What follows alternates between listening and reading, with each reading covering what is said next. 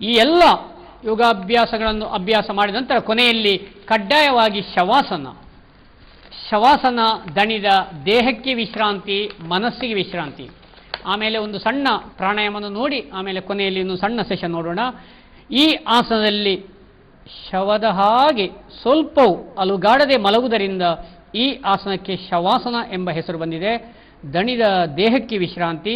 ಶವಾಸನದಲ್ಲಿ ಎಚ್ಚರವಿದ್ದು ಮನಸ್ಸನ್ನು ಒಂದೆಡೆಯಲ್ಲಿ ನಿಲ್ಲಿಸುವುದರಿಂದ ವಿಶ್ರಾಂತಿಯನ್ನು ಪಡೆಯಬಹುದು. ದೇಹದ ಪ್ರತಿಯೊಂದು ಅಂಗ, ಸ್ನಾಯು, ನರಗಳು ಸಡಿಲಗೊಂಡು ವಿಶ್ರಾಂತಿಯನ್ನು ಪಡೆಯುವ ಆಸನವೇ ಶವಾಸನ.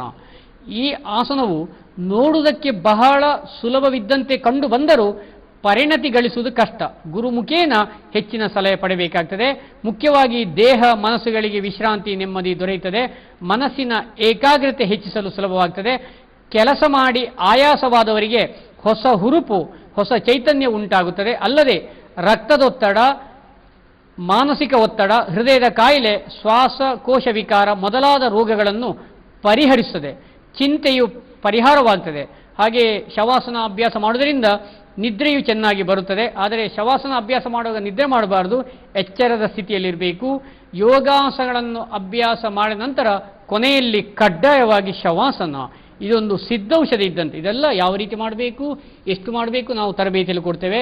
ಮನಸ್ಸಿನಿಂದ ಕಾಲಿನ ಬೆರಳುಗಳನ್ನು ಸಡಿಲಗೊಳಿಸಿ ಕಾಲಿನ ಪಾದ, ಮಂಡಿ, ಎದೆ, ಕೈ, ಹಣೆ ನೆಲಕ್ಕೆ ಒಟ್ಟಾರೆಯಾಗಿ ಹೇಳ್ತೀರಿ. ಕೊನೆಯಲ್ಲಿ ಮನಸ್ಸಿನಿಂದ ಉಸಿರನ್ನೇ ಗಮನಿಸಿ ಸ್ವಲ್ಪ ಹೊತ್ತು ವಿರಮಿಸಬೇಕು.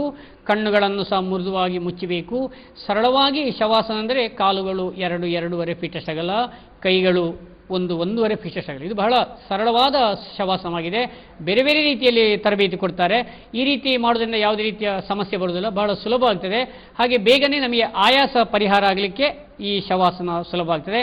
ಹಾಗೆ ಈ ಶವಾಸನಲ್ಲಿ ಏಳುವ ಕ್ರಮ ಹೀಗೆ: ಎಡಕಾಲನ್ನು ಮಡಿಸಿಕೊಂಡು ಬಲ ಬದಿಗೆ ತಿರುಗಬೇಕು. ಆಮೇಲೆ ಕಣ್ಣುಗಳನ್ನು ತೆರೆಯುತ್ತಾ ನಿಧಾನವಾಗಿ ಏಳಬೇಕು. ಯೋಗಾಭ್ಯಾಸದ 3ನೇ ಮೆಟ್ಟಿಲೆ ಶವಾಸನ ನೋಡಿದ್ದೇವೆ.